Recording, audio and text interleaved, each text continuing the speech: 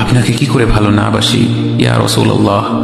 যখন আপনি আমাকে ভালোবেসেছেন সেই 1400 বছর আগে, যখন আপনি আমাকে মিস করতেন, আশা করতেন যেন আমার সাথে দেখা করতে পারেন, অথচ তখনও আমি জন্মই হইনি।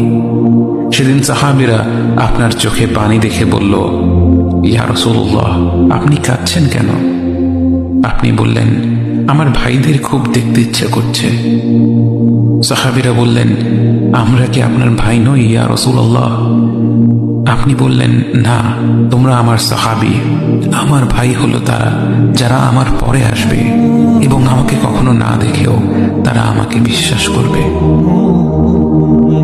মৃত্যু শয্যায় শুয়ে আপনার অন্তরে এই চিন্তা ছিল যে আমাদের পরিণতি কি হবে।